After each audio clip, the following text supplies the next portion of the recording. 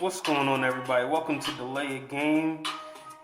Better late than never. We're going to be going over the Western and the Eastern Conference Finals matchups and the most recent updates that have been going on. And some things have been a little surprising, so hold on with this. We won't be too long, but we definitely can't let any time go further without going over what's been going on in these series. So starting off, I know the last episode, I think we barely went over game one, and to think that we're a few more games in, thinking about and starting with the Mavs versus the Warriors, um, I'll give the PC answer that I think the Warriors are clicking on all cylinders right now. From top to bottom, I think their supporting cast, the rebounding that's in play, Andrew Wiggins is playing like the all-star that he was this year. I think that Klay Thompson has been trying to get his footing and his feet back under him all playoffs, and I think he's been making consistent strides to becoming into who he was again. I know it's not something that's going to happen overnight, but I do think he's been working towards it. Steph Curry also has been having some of his struggles, but for the most part, especially this series, has been playing really well. So I will give the Warriors a lot of credit because I think they're making the most of the opportunity to get back to the finals, something they haven't done since Kevin Durant was on the team. So I will give them a lot of credit because I don't think it's the easiest thing to do. Um, some of them are older players, and I think they got a lot of heat with the Kevin Durant signing. So I do think it's nice to kind of put that behind them. Kevin Durant has been gone for at least 2 or 3 seasons. The team is healthy again, and just getting back to what they do best. As far as the Mavericks go, I give them a lot of credit because I did not think they were going to make it this far, especially so soon. Jason Kidd as coach has been a plus for them. I think that we've seen the Mavs team come together. We've seen Luka play at a high level this series, despite the level of pretty good defense is being played on him. I think he's been trying his best to will his team to a victory, and I think the truth is the Mavs are just overwhelmed and outmatched. I don't think they have experience on their side. I don't think they have the talent on their side. And as great as Jason Kidd has been as a coach, I don't think they have coaching on their side, given that, Steve Kerr has so much experience under his belt. I think that's something you have to take in consideration. So they have a large edge in a lot of areas. And I didn't think the Mavs were going to lose the last game. I think that one thing we have to acknowledge that we've seen is experience plays a large difference. Because I think a few of those games, the Warriors brought it together and closed the game out because they had experience together. And I think that's something that people have discounted, but you have to give them credit for because there was a few of those games the Mavs had a chance to pull away. I think there was one game they had a large lead, I'll say at least 14 or 15 points at halftime, and they weren't able to pull it through. I think a lot of that, you can say that the Mavs didn't play well down the stretch, and that does play a part. But we both know you need to have a seasoned, experienced team to capitalize on other teams' mistakes. Because not all the time can the other team capitalize on mistakes that are being made. So I think the Warriors are playing smart basketball. I think they're playing seasoned basketball. And I think they know how to close out games where the Mavs don't. I think the Mavs supporting cast has been inconsistent. They have opportunities, oftentimes missing open shots, which I think is also contributing to difficulties. So I don't know if you want to call it nervousness or maybe they've just been inconsistent. The truth is they have been pretty inconsistent the entire playoff run. So I don't think that's something we should be surprised by, but it's disappointing because the truth is, and if we're going to speak on my personal opinion, I think we were robbed of a great series. I don't know what happened to the Suns. I don't have a reasoning as to why they couldn't keep it together or why they weren't able to, I guess, play consistently down the stretch. But the problem is, at the end of the day, they lost. I don't know why they lost, and I still think the Suns were a better team. They might not have been playing the best, But the truth is, the Suns were a better team, and I think we would have had a better series with the Suns versus the Warriors. That's not what we got. So I think the Suns let us down in twofold. If you're a Suns fan, you're hurting, and if you're a basketball fan, I probably would have enjoyed the Suns versus Warriors as a better series. But that's not where we are right now. We're at the Mavs down 0-3. And just a teaser, I'll give them a chance. I think the Mavs should win one game. I hope they come out aggressive. I hope they come out together. I was surprised at the supporting cast last time because usually they play pretty well at home. So hopefully they can give the Mavs fans one win. I don't see them winning two. Unless the Warriors somehow do what they did last series and struggle with like the Grizzlies without Ja Morant. If they rest on their laurels and get lazy, this series might go past 5. I'd be hard pressed to see them play more than 5 games. So we'll see what happens.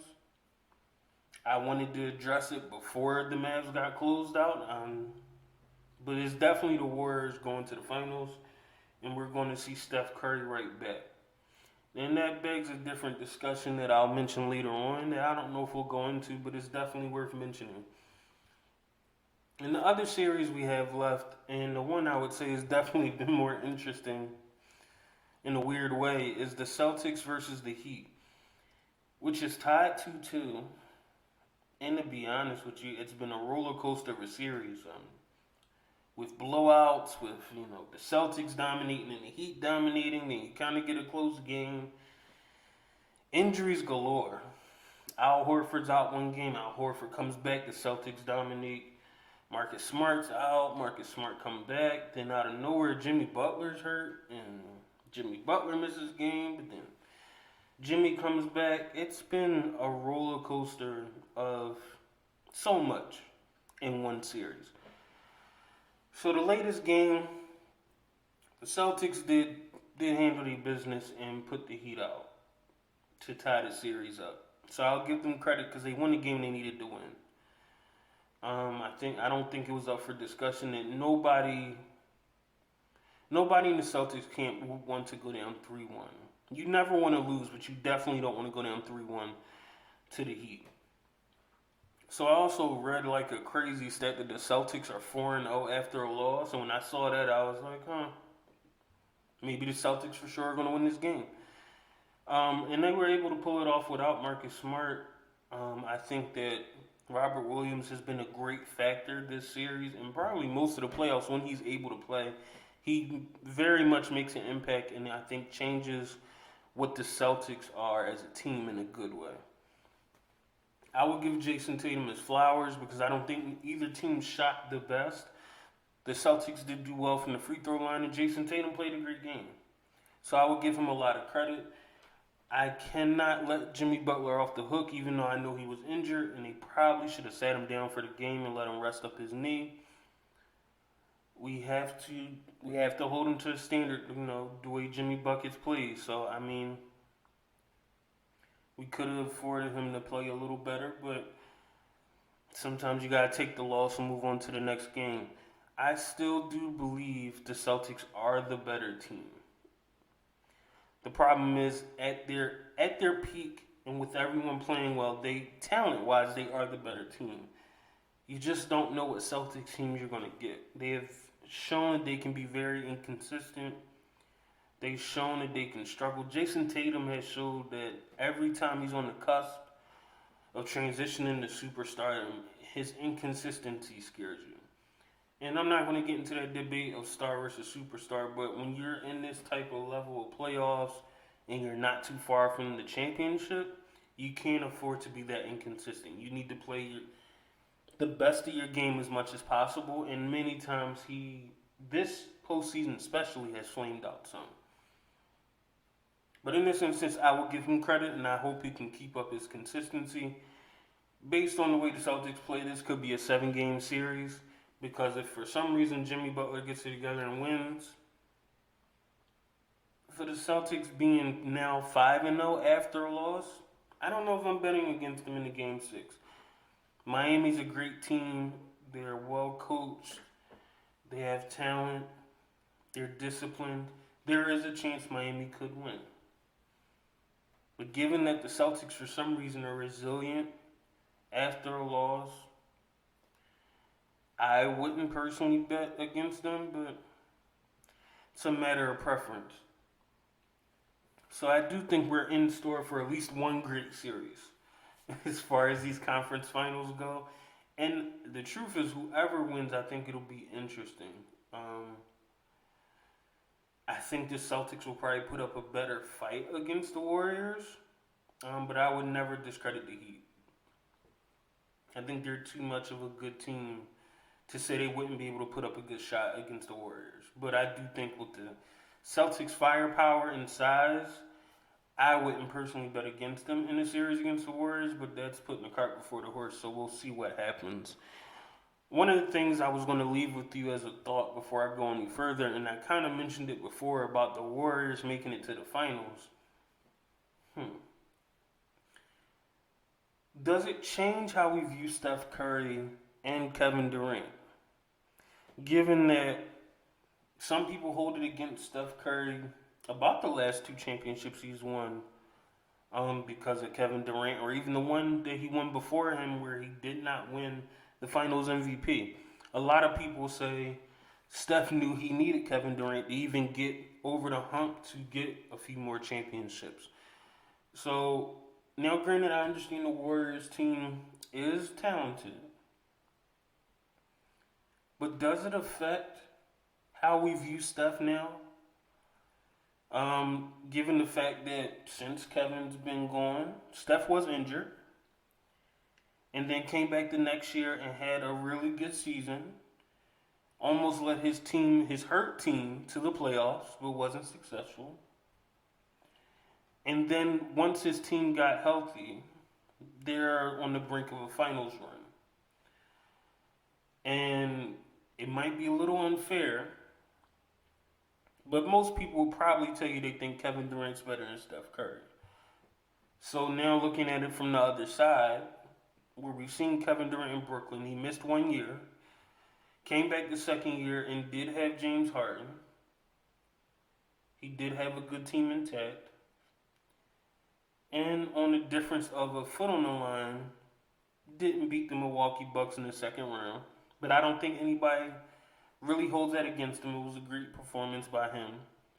And then we get to this year where even though he did not have James Harden, he had a Kyrie Irving and had a good amount of his team still. But for some reason they weren't playing the same and they got swept by the Boston Celtics. I'm not posing that they should have beat Boston, but I don't think any of us expected a sweep. I know for me, everywhere I watched, they were saying 6 games or upset that Brooklyn was going to win. I myself thought it was going to at least go 6 games just on the will to win of Kevin Durant. I never would have thought that they were going to get swept. So where does that leave us looking at Steph's legacy? If he's able to, I think getting to a finals is very helpful, but if he's able to win one, does it put all the pressure on Kevin Durant now that he was the one that had to go to Golden State to win a championship and has not had much success after? Because the Thunder was a good team, but they only made it to one final in 2 Western Conference finals. One of those Western Conference finals, they ended up losing to the Golden State Warriors, in which Kevin Durant went to them the next year. So something to think about is, how would we view Steph Curry making it to the finals? And how do we view him if he wins it? How much of this run is truly for his legacy? Or are we looking at it as an indictment on Kevin Durant? Just something I realized I was thinking about as these playoffs were going. Until next time, we will definitely continue to watch these games. We will definitely continue to expand into the other sports. But we just wanted to look and focus on the NBA playoffs for right now. And until next time, please subscribe. please go down in the comments and let me know what you're currently thinking about these conference finals. Are you a fan of them? Are you not a fan? Is your team still in the playoffs? Let me know what you're thinking. And hopefully I'll talk to you later on this week. Have a good rest of your day.